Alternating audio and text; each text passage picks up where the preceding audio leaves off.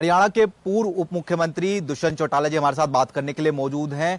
Sir, ताऊ देवीलाल की जयंती का कार्यक्रम आप मना रहे हैं, दिल्ली में भी आप जो है श्रद्धा, सर किस तरीके से याद करें पहले तो? चौधरी देवीलाल जी का 112वां जन्म दिवस है और जननायक को पूरे देश के अंदर आज याद किया गया है और 112 कार्यक्रम हरियाणा प्रदेश के अंदर जो 22 जिला हेडक्वार्टर पर और 90 विधानसभाओं में पार्टी के पदाधिकारियों द्वारा करे गए और दिल्ली प्रदेश के अंदर भी दो जो चौधरी देवीलाल जी के स्टैच्यू थे, एक पार्लियामेंट हाउस के अंदर और दूसरा पूसा कॉम्प्लेक्स में, दोनों जगह पुष्पार्पित करके चौधरी देवीलाल जी को लोगों ने याद किया है। और मैं तो मानता हूं वो अपने आप में एक इंस्टीट्यूशन रहे हैं जिनने इस देश को दिशा देने का काम किया है और देश के अंदर ऐसे ऐसे बदलाव करे जो आज शायद हर युवा सीखे तो समझेगा कि कैसे चौधरी देवीलाल जी के कदमों ने हिंदुस्तान की प्रगति में एक बहुत बड़ा योगदान दिया। सर, दूसरी तरफ रोहतक में भी एक कार्यक्रम किया जा रहा है अभय चौटाला की तरफ से, आपके ही परिवार के सदस्य हैं,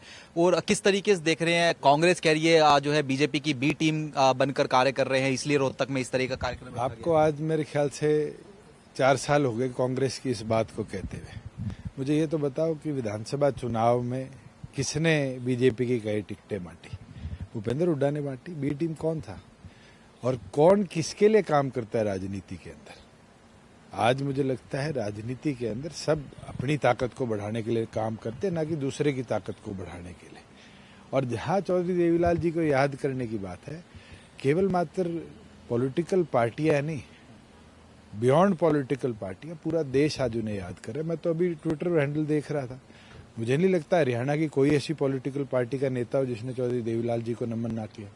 देश के अनेक बड़े नेताओं ने आज चौधरी देवीलाल जी को नमन किया और चौधरी देवीलाल जी ने इस देश को, चाहे वो मनरेगा का पुराना स्वरूप हो, काम के बदले अनाज, चाहे जो आज आप मैटरनिटी लीव लेते हैं उसका पुराना स्वरूप हो, जच्चा बच्चा योजना, चाहे रोड इंफ्रास्ट्रक्चर की बात हो, चाहे बुढ़ापा पेंशन की बात हो, किसान का कर्जा माफी से लेकर किसान को मुआवजे तक की बात हो, ये सारे कदम उनके चलाए हुए हैं और इसीलिए आज देश उनको नमन कर रहा है। सर, जेजेपी की आगे की रणनीति के संदर्भ में बात करें, भविष्य के लिहाज से किस तरीके से रहने वाली, चुनाव के बाद से हम देख रहे हैं कि किस तरीके से कार्यक्रम है, लेकिन अब भविष्य के लिहाज से किस तरीके से जमीनी स्तर पर उतरने का काम? जननायक जनता पार्टी के कार्यक्रम ऑलरेडी सुचारू तौर से चल रहे हैं। स्टेट और नेशनल एग्जीक्यूटिव और अब डिस्ट्रिक्ट और हल्का एग्जीक्यूटिव भी बन चुकी है और उसको देखते देखते एक तो और पर युवाओं को जोड़ने का कार्यक्रम तो चल ही रहा है और 28 तारीख से डॉक्टर अजय सिंह चौटाला जी की अध्यक्षता में पूरे 22 के 22 जिलों में जाकर पार्टी संगठन के कार्यकर्ताओं की बैठक भी ली जाएगी और आगे 9 दिसंबर की तैयारियों में भी पार्टी की। अंतिम सर प्रश्न मैं लूंगा कांग्रेस के संदर्भ में, सद्भाव यात्रा जो है वो निकालने जा रहे हैं चौधरी बीरेंद्र सिंह, इसके साथ साथ जिस तरीके की बयानबाजी निकलकर सामने आ रही है कि मैं भी जाऊंगा, भूपेंद्र सिंह हुड्डा भी जाएंगे, दूसरी तरफ कहा जा रहा है ना मैं टायर्ड हूं ना मैं रिटायर हूं। चलिए, टायर्ड रिटायर्ड कांग्रेस के अंदर कोई नहीं है। जब कांग्रेस की लीडरशिप ही सारी रिटायर्ड उम्र के अंदर काम कर रही है तो टायर्ड तो है नहीं।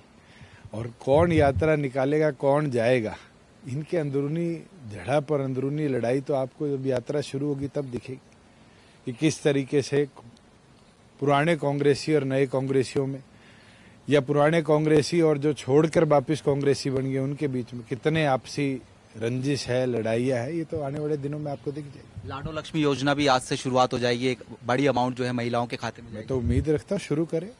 मुख्यमंत्री का पहला वादा था, साल होने को हो गया उनके टेन्योर का और उस वादे को पूरा नहीं कर पाए अब तक।